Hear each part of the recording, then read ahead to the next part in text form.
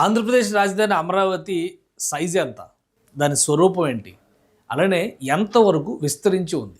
పదే పదే చెప్తున్నటువంటి మాట, అలానే రాష్ట్ర ప్రభుత్వం చేసినటువంటి ప్రతి ప్రకటనని కౌంటర్ చేస్తూ ప్రచారం కూడా అంతే బలంగా జరుగుతుంది. అదే క్రమంలో ఏపీసీఆర్డీఏ విస్తరణ లేదా ఏపీసీఆర్డీఏ పరిధిలో నగరీకరణ, పట్టణీకరణ ప్రణాళికని ఆవిష్కరించే ప్రయత్నం ఆంధ్రప్రదేశ్ ప్రభుత్వం చేస్తుంది. దీన్నే మరొక భాషలో మాస్టర్ ప్లాన్ అంటారు.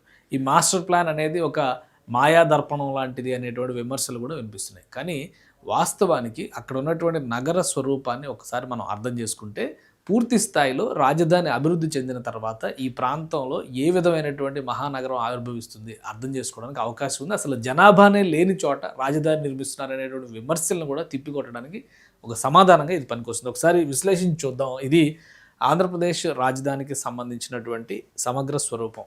అంటే మనం కేవలం రాజధాని అంటే అమరావతి అనేటువంటి మాటను మాత్రమే ఉపయోగిస్తున్నాం. కానీ AP capital region development authority, Andhra Pradesh capital region development authority APCRDA స్వరూపం ఈ బ్లూ లైన్స్లో కనిపిస్తున్నది మొత్తం కూడా ఏపీసీఆర్డీఏ పరిధిలో ఉన్నటువంటి భూభాగం.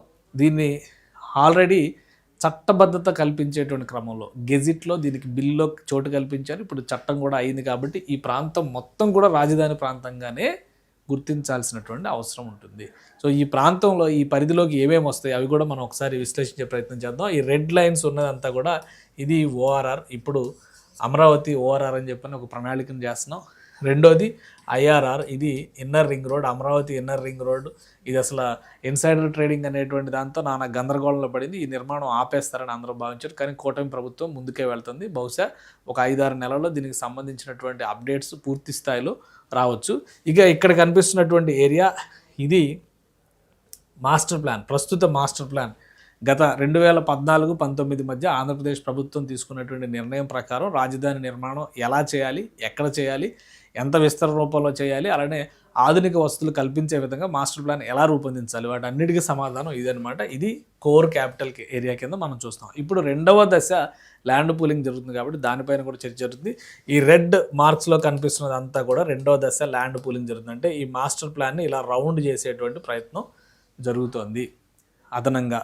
బహుశా నాకున్న సమాచారం ప్రకారం ఒక 10-15 రోజుల్లో రెండో దశ మాస్టర్ ప్లాన్ రిలీజ్ చేసినా కానీ ఆశ్చర్యపోవాల్సినటువంటి అవసరం లేదు. ఎందుకంటే రాష్ట్ర ప్రభుత్వం ఆ విషయంలో చాలా వేగంగా పావులు కదుపుతోంది కాబట్టి. సో ఇది మొత్తానికి ప్రస్తుతం ఉన్నటువంటి స్వరూపం. దీన్ని ఒకసారి మనం విడివిడిగా సైజుల వారీగా విశ్లేషించి చూస్తే ఏమవుతుంది అనేది ఒకసారి చూద్దాం. అందులో అలానే ఈ ప్రాంతాల్లో ఇందులో వచ్చేటువంటి కీలకమైనటువంటి నగరాలు ఏంటి, ఇది జాగ్రఫీ పరంగా చూస్తే మనకు కనిపించేటువంటి స్వరూపం. అలానే గవర్నమెంట్ గతంలో రిలీజ్ చేసినటువంటి అమరావతి మ్యాప్స్లో భాగంగా చూపించినటువంటి స్వరూపం.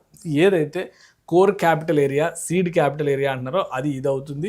ఇటు మహా విజయవాడ నగరం ఉంటుంది, ఇటు మహా గుంటూరు నగరం ఉంటుంది. ఈ మూడింటి సమాహారమే క్యాపిటల్ రీజియన్, అంటే ఇన్నర్ రింగ్ రోడ్డు పరిధిలోకి వచ్చేటువంటి క్యాపిటల్ రీజియన్ అవుతుంది. ఈ బ్లూ కలర్లో ఉన్నదంతా కూడా ఔటర్ రింగ్ రోడ్డు పరిధిలోకి వచ్చేటువంటి ప్రాంతం అవుతుంది. ఇవన్నీ కూడా ఎడ్జెస్, అంటే అప్పుడు నోటిఫై చేసినప్పుడు, ఇది 2014-15 ఆ టైంలో రిలీజ్ చేసినటువంటి డేటా ఇది. అప్పటికే అమరావతి పైన సిఆర్డీఏ ఏర్పాటు చట్టం ఎప్పుడు జరిగింది? 2014లో జరిగింది. అప్పటికే ఇదంతా కూడా సమగ్రంగా చర్చించి తీసుకున్నటువంటి నిర్ణయం. ఈ ఆరెంజ్ కలర్లో ఉన్నటువంటి భాగాలన్నింటినీ కూడా ఏపీసీఆర్డీఏ పెరీనియల్ ఎక్స్టెండెడ్ ఏరియా అని చెప్పని, పెరిఫెరల్ ఎక్స్టెండెడ్ ఏరియా అని చెప్పని క్లియర్గా చెప్పారు. ఇదంతా కూడా ఏపీసీఆర్డీఏ ఎక్స్టెండెడ్ ఏరియా. ఇది ఏపీసీఆర్డీఏ గ్రీన్తో ఉన్నదంతా కూడా కోర్ రీజన్ అయింది. ఇది అమరావతి క్యాపిటల్ రీజన్ అవుద్ది. ఇది అమరావతి ప్లాన్ అనౌన్స్మెంట్ జరిగిన సందర్భంలోనే రాష్ట్ర ప్రభుత్వం రిలీజ్ చేసినటువంటి మ్యాప్. అంటే 10 ఏళ్ల క్రితమే ఈ మ్యాప్ రిలీజ్ అయిపోయింది. సో ఒకసారి సైజుల వారీగా మనం దీన్ని విశ్లేషించి చూస్తే ఎలా ఉండొచ్చు. ఇది మనం ప్రతి కూడా కంపేర్ చేసుకుంటాం కదా హైదరాబాద్తోనే. ఎందుకంటే ఒక రాష్ట్రం విడిపోయిన తర్వాత అప్పుడు పోగొట్టుకున్నటువంటి రాజధానితో కొత్తగా కట్టబోయేటువంటి రాజధాని కంపేర్ చేయడం అనేది సర్వసాధారణం. సో అలా మనం కంపేర్ చేసి చూసినప్పుడు హైదరాబాద్ స్వరూపం ఒకసారి మనం చూద్దాం. ఇది తెలంగాణలో హైదరాబాద్ మధ్యలో ఉన్నటువంటి ప్రాంతం. ఇందులో కోర్ క్యాపిటల్ ఏరియా ఏదైతే సెంట్రల్ హైదరాబాద్ డిస్ట్రిక్ట్ అంటున్నారో అది 217 చదరపు కిలోమీటర్లు ఉంది దాదాపుగా.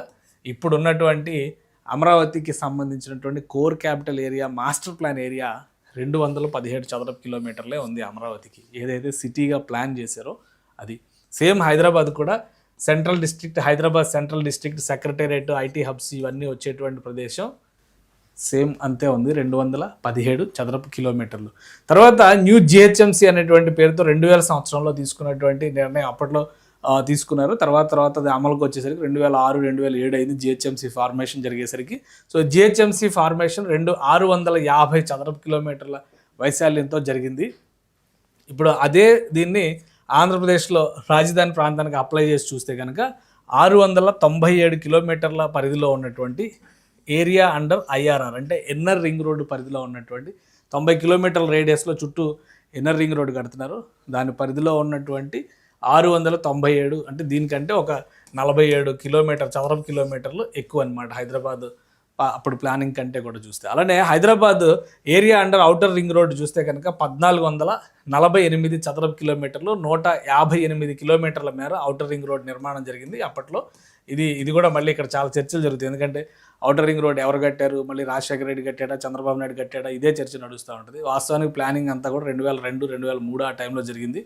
ఎగ్జిక్యూషన్ పార్ట్ వచ్చేసరికి 2006 అయింది. అప్పుడు రాజశేఖర రెడ్డి గారి గవర్నమెంట్ ఉంది.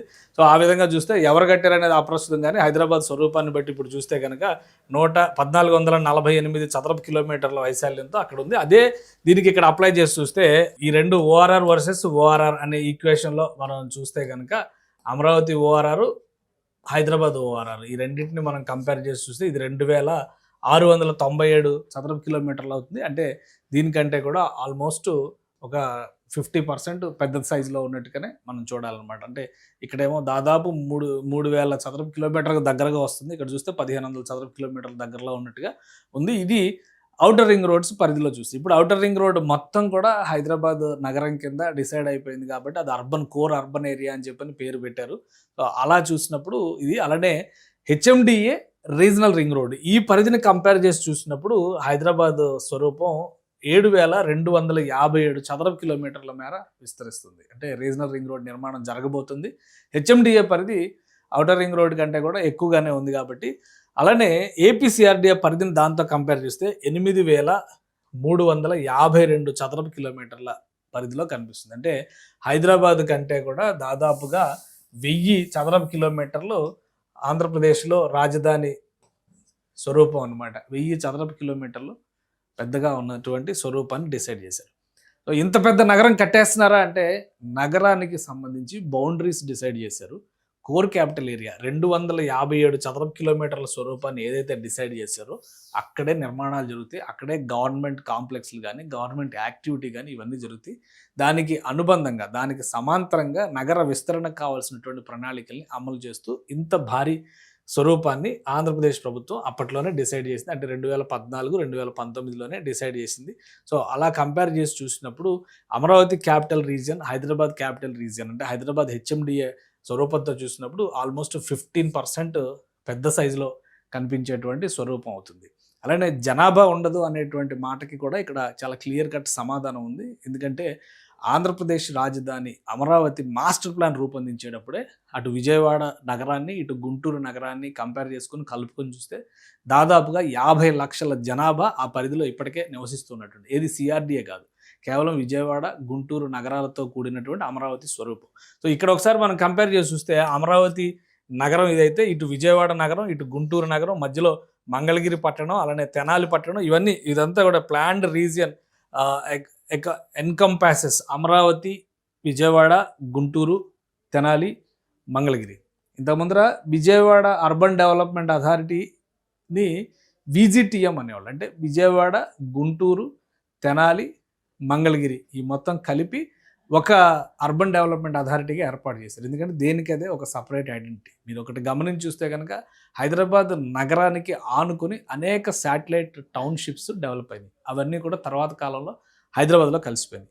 కానీ ఆంధ్రప్రదేశ్లో ప్రతి ప్రాంతం అంటే ప్రతి 20 కిలోమీటర్లకి ఒక పట్టణమో ఒక నగరమో చారిత్రకంగా పేరున్నటువంటి, ఇప్పుడు తెనాలి పట్టణం చాలా పేరున్నటువంటి చారిత్రకంగా, కానీ సైజు పరంగా కానీ దాని కెపాసిటీ పరంగా సామర్థ్యం పరంగా చూస్తే కనుక విజయవాడ గుంటూరుతో పోల్చదగింది కాదు. అలానే విజయవాడ గుంటూరులో కలిపేసి ఒకటే నగరంగా ఒకటే పేరు పెడతామంటే కనుక ఊరుకునేటువంటి పరిస్థితి కాదు.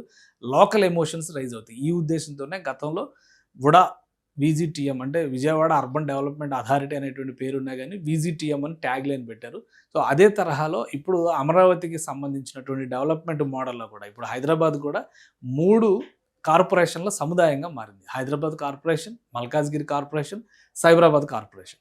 అదే తరహాలో రాబోయే రోజుల్లో విజయవాడ గ్రేటర్ కార్పొరేషన్ ఉండొచ్చు, అమరావతి కార్పొరేషన్ ఉండొచ్చు, ఇటు గుంటూరు గ్రేటర్ కార్పొరేషన్ ఉండొచ్చు. అమరావతి కూడా గ్రేటర్ కార్పొరేషన్ అవుతుంది, ఎందుకంటే మంగళగిరి ఇవన్నీ కలిపేసుకొని అందులో దేనికది ప్రత్యేకత ఉన్నప్పటికీ కూడా ఒక నగర స్వరూపం, పట్టణ స్వరూపం వచ్చిన తర్వాత అడ్మినిస్ట్రేషన్ పరంగా తీసుకునేటువంటి మినహాయింపుల్లో భాగంగా అలాంటి నిర్ణయం తీసుకునే అవకాశం ఉంది. కాబట్టి రాబోయేటువంటి రోజుల్లో అమరావతి రీజియన్లో అసలు జనమే లేరు, మనుషులే లేరు అనుకుంటే అది చాలా పొరపాటు అవుతుంది.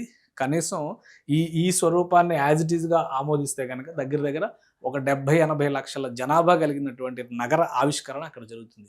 ఇప్పుడు సమస్య వచ్చేదల్లా ఏంటంటే కోర్ క్యాపిటల్ ఏరియాలో ఇన్ఫ్రాస్ట్రక్చర్ డెవలప్మెంట్. దీనికి మాత్రమే 2 సంవత్సరాలు 3 సంవత్సరాలు రాష్ట్ర ప్రభుత్వం టార్గెట్గా పెట్టుకుంది. ఈ 2-3 సంవత్సరాల్లో ఇది డెవలప్మెంట్ జరిగితే వివిధ కంపెనీలు, అందులో పనిచేసేటువంటి ఉద్యోగులు, అలానే ప్రజలు, ఆల్రెడీ అక్కడ ఉన్నటువంటి రైతులు ఎవరైతే భూములు ఇచ్చారో వాళ్ళు, వాళ్ళ కుటుంబాలు, దాని ఆధారంగా రాబోయేటువంటి వ్యాపారాలు, వ్యాపకాలు, వివిధ రకాల సముదాయాలు, వాణిజ్య బృందాలు ఇవన్నీ కూడా కలిపి చూసినప్పుడు అక్కడ జనాభా విస్తారంగా పెరిగేటువంటి అవకాశం ఉంటుంది. పక్కనే సమృద్ధిగా జలవనరులు, కృష్ణానది నుంచి వచ్చేటువంటి నీటి వనరులు ఉంటాయి. అలానే వాతావరణ పరంగా కానీ, పంటల విషయంలో కానీ అతి సమీపం నుంచే ఇక్కడ ఒక సమగ్రమైనటువంటి నగర స్వరూపానికి కావలసినటువంటి అన్ని లక్షణాలు ఉన్నాయి. కాబట్టి అమరావతి నగరం మహానగరంగా భవిష్యత్తులో రూపాంతరం చెందుతుందని చెప్పిన ఆంధ్రప్రదేశ్ ప్రభుత్వం ఆశిస్తుంది. అందులో భాగంగానే అమరావతి క్యాపిటల్ రీజియన్ని అంత పెద్ద స్థాయిలో డిజైన్ చేశారు. సో ఈ ప్రణాళికలు అమలు కావడానికి కొంచెం సమయం పట్టొచ్చు, కానీ అమలైన తర్వాత అమరావతిని ఎవరూ ఆపలేరు.